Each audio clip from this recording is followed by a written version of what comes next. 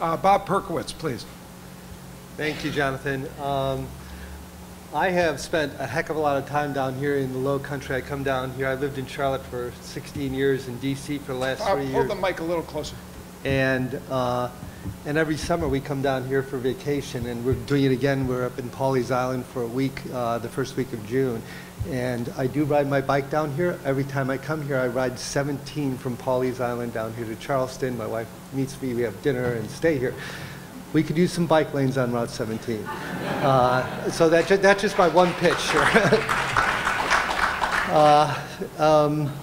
I do have a confession to make to start off too. I'm a corporate guy. I haven't been in the world of academia or in the world of NGOs for very long. And my last job, I ran a company called Cornerstone Brands, and we were mailing out over 1 million 100-page catalogs a day under about 7 different brands. I don't want to tell you how many trees a day that was, but I have a different perspective on this. And the other side of my life, I've been involved in environmental stuff. I was on the board of the Sierra Club, and I'm currently on the board of Environmental Defense Fund. So I've kind of got a different take on it. The words I use are a little bit different. And I want to start by introducing you to somebody who I know and respect. This guy is Larry Linden, and I'm sure some of you here know him.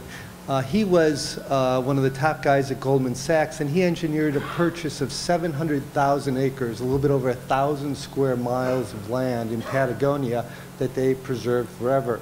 And he kind of got addicted to doing that. He's done big, huge land purchases in in British Columbia and in Costa Rica, and now he is arranging a deal to buy 15% of the Brazilian Amazon rainforest, which is 9% of the entire forest area in South America. He does what he calls globally meaningful work. He called me up 2 weeks ago and said, hey, I'm in DC, you want to have dinner? And he came charging into the restaurant because that's the only thing he does. He charges at things. And he said, why don't people get it? How come people don't get climate change? You and me, we sit here and we're really concerned about this. But there's other people that look just like us, that have the exact same backgrounds, that understand the exact same things, and they don't get it. What's the difference between people that get it and don't get it? When he's talking about getting it, he's talking about something like this. This is a graph of the ice on the North Pole. That black line in the middle is September. Usually the 3rd week of September, it's the minimum amount of ice on the North Pole. And if you go back to the top center, 1979, there's like 17,000 square kilometers of ice out there. Last year, on September 18th, there was only a little bit less than 4,000 cubic kilometers of ice up there. So basically we're down to less than 20% of the ice up there as there was before. And if you just look at that one day, that 1 month, and you draw a little trend line and you say how much was the minimum ice up there, it has been steadily declining. And President Obama had a briefing at his office on Friday this week about the imminent Arctic ice. They call it a death spiral here. I don't know if you can read the headlines, but they're talking about things like permanent global food shortages. The Department of Defense and National Academies of Science had a big briefing at the White House, and they're talking about how 2.5 years from today might be the first time in 3 million years that there's been no ice on the North Pole. So that is, taking everything and making it a little bit more real, I think. And people don't get it, and so you start off and you say, why don't they get it? Well, of course, old pollution you can see, the new pollution you can't see, the oceans acidifying or the carbon in the atmosphere. There's different tribes that are working on both sides of the issue. You pick the tribe that you believe in and you side with them.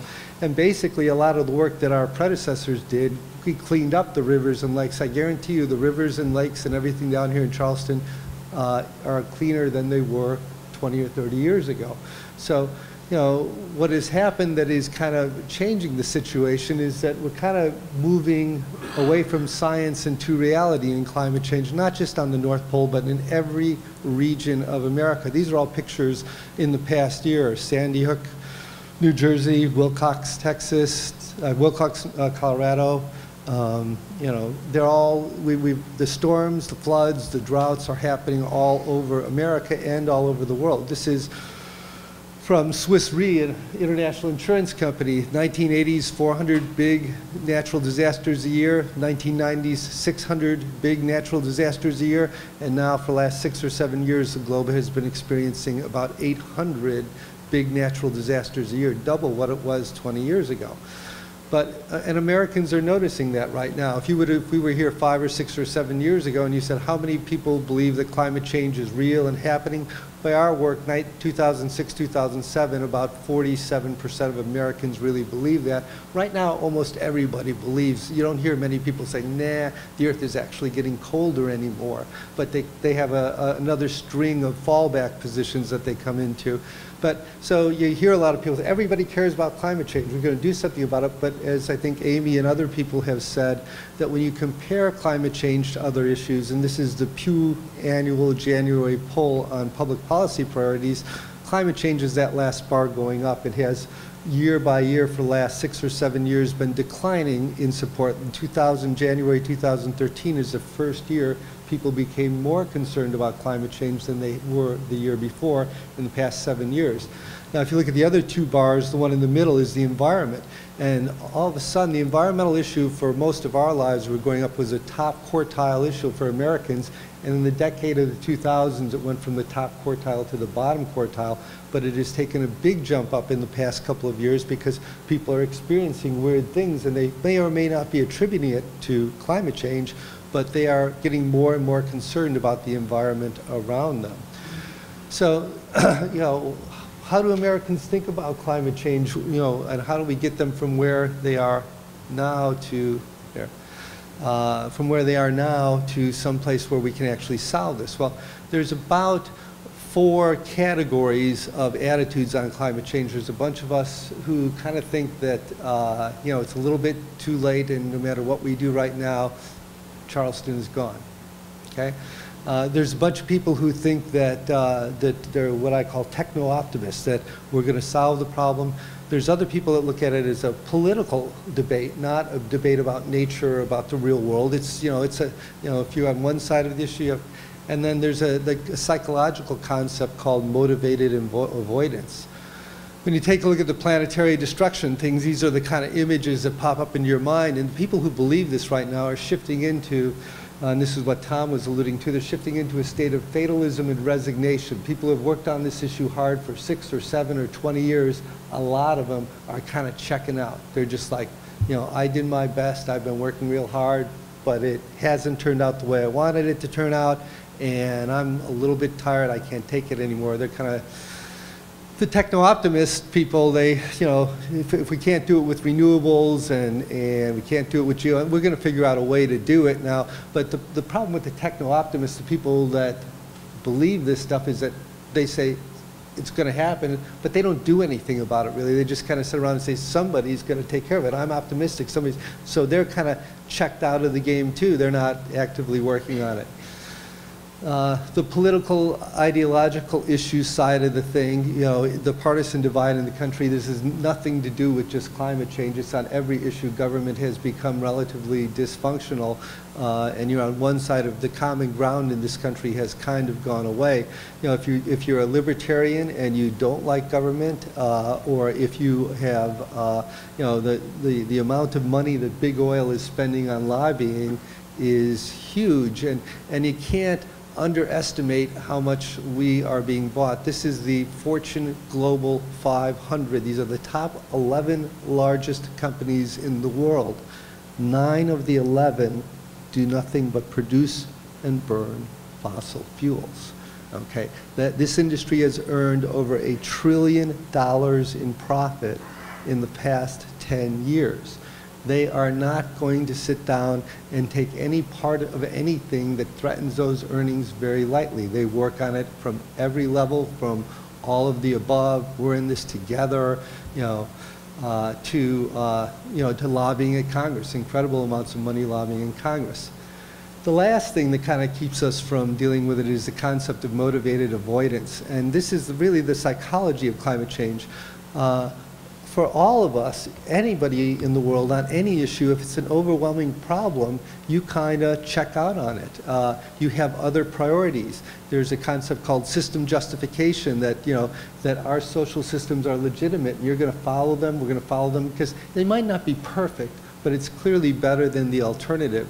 And then there's, social norms. People think that they vote issues and values. They don't. They vote social identity. If you're in a group of people and those people around you, you generally share the same opinions of them. If a factory or a community will all vote 60, 70, 80% the same way on issues. They're all, because if you don't, if your people around you kind of say climate change, if you stand up and say, well, I think it's a problem, you get ostracized. So you slip into your social norms for a variety of different reasons. And then, like I say, then a lot of the people that have been in this battle for a while are slipping into something called fatalism and resignation. So what do you do about that? Well, one thing that we have to do is we have to take a look at climate change more as a social challenge as opposed to a technical challenge. And what environmentalists generally do is we've got all these things that we care about, and people care about a set of other issues. But what the environmentalists do is we push our story at people, and what they hear is dire consequences, government takeover. They just hear a lot of things that they don't like.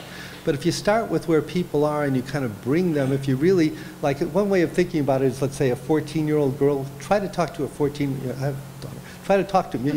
You have to have market research. You have to do focus groups to really understand how to communicate to these people. But that's the way it is with almost every group of people that are not you. We talk to ourselves. We don't talk to others. And then we're kind of caught in this little bind that, and this is probably the same with Dana in the South Carolina Coastal Conservation League. If you talk to the people that give you money, that care about your issues in your own way, so you the pool of environmentalists is kind of getting more and more concentrated with people that are more like ourselves. We don't really reach out enough to other people. So, and then there's another grounding piece. Everybody needs to know that, 5 years ago there was a thing called peak oil. That is gone. We have enough fossil fuels to bake, broil, All right, so I'm not going to tell you the solution. Take another minute or two. Okay. You have my minute. I can have your minute, and okay. But at any rate, what we have done is we've taken a look at all social change campaigns that have happened in America in the past, smoking, immigration, whatever. We've come up with a set of principles that need to be done in America to move us toward climate change solutions. There's different models. It turns out that social change is studied in academia a lot, and there are specific formulas of how you change social norms on various issues. And I'm sorry to be skipping through those things, but let's stop on this one.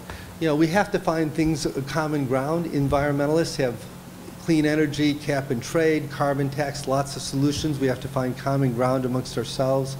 And we basically, the number one thing we have to do, and this will be my closing thought, is that you have to reach out to other people, and the way you do that is institutionally. If you can get, and again, this is, I got this from Greg Nichols, if he's still in the room, he did the Mayor's Climate Commitment, we did the college and university President's Climate Commitment following on his footsteps. But when you get these institutions to flip, when Apple Computer says, we're doing marriage equality, I don't care what the state is or what the federal government is, when you can transcend that and get the institutions in your community, the hospitals, to go and say, hey, we care about this and we're going to do something about it, then you can solve that. And we have to do that on a local, regional level, and we have to do that on a national level. So thanks a lot for the extra minute, Jonathan. Thank you, Bob. Next, we